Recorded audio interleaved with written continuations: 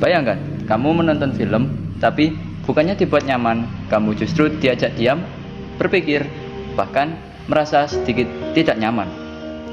Endingnya tidak jelas, konfliknya terasa dekat, dan visual kadang tampak sederhana, tapi justru membekas lama di kepala. Itulah kekuatan film Eropa, bukan sekedar hiburan, tapi pengalaman. Di video ini kita akan membedah bagaimana estetika film Eropa dari segi visual, narasi, karakter, hingga pengaruh budaya dan cara penonton meresponnya. Di video kali ini kita akan membahas estetika film Eropa secara mendalam, mulai dari ciri khasnya, pengaruh budaya, gaya penyutradaraan, hingga tujuan atau dampaknya bagi penonton. Kalau kamu tertarik dengan film yang beda dari biasanya, ini bakal membuka cara pandangmu.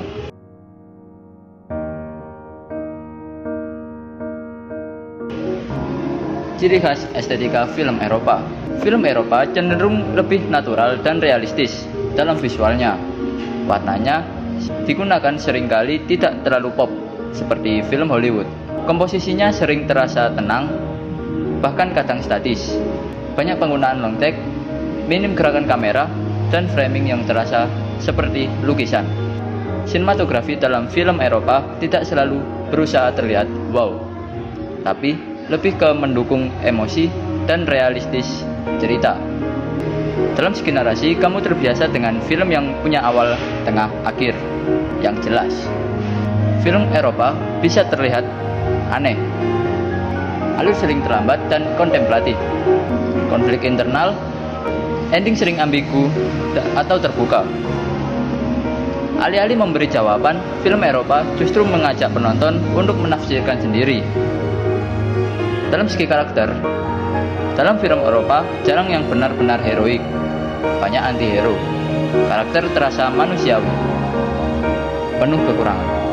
Tidak selalu ada karakter yang baik atau jahat secara jelas. Ini membuat cerita terasa dekat dengan kehidupan nyata.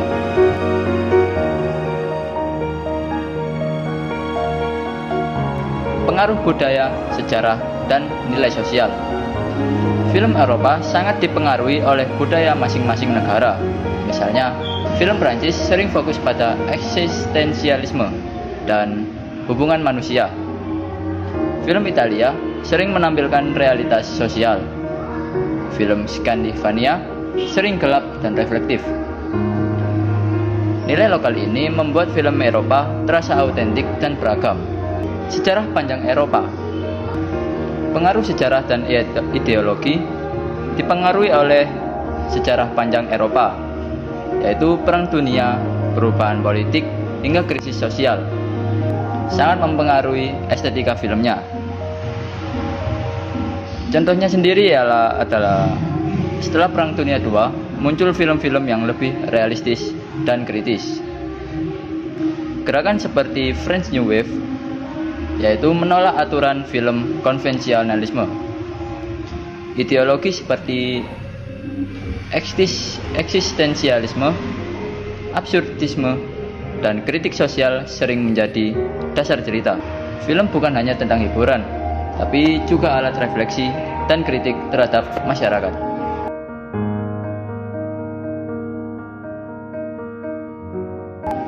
Yang ketiga ada gaya penyutradaraan dan teknik film. Editing dalam film Eropa cenderung tidak agresif. Cutnya sering sedikit, ritmenya lambat, memberi ruang bagi penonton untuk merasakan momen. Musik juga tidak terlalu dominan. Bahkan banyak film yang menggunakan kesunyian sebagai elemen penting. Mise en scène, yaitu semua yang ada di dalam frame sangat diperhatikan. Setting realistis, pencahayaan natural, properti yang mencerminkan karakter. Semua elemen ini digunakan untuk memperkuat makna, bukan sekedar visual.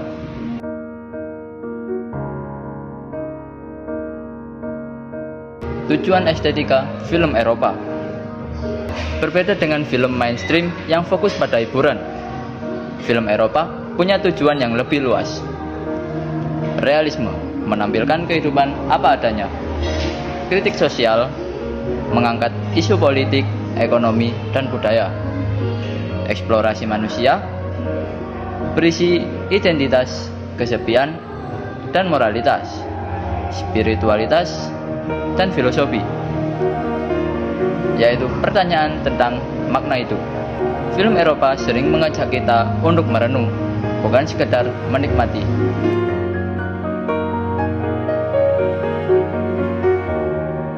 Kelima, ada respon penonton. Di Eropa sendiri, film seperti ini lebih mudah diterima karena dekat dengan budaya mereka. Namun secara global, responnya terbagi. Ada yang menganggapnya karya, ada juga yang merasa membosankan atau sulit dipahami. Karena penuh simbol, konteks budaya, dan filosofi, film Eropa kadang tidak langsung nyambung untuk semua penonton. Tapi justru itulah daya tariknya. Film ini memberi ruang interpretasi yang luas. Jadi, estetika film Eropa bukan tentang siapa yang paling spektakuler, tapi siapa yang paling jujur dalam bercerita. Ia tidak selalu nyaman, tapi seringkali bermakna. Kalau kamu biasanya menonton film untuk hiburan, coba sesekali nonton film Eropa.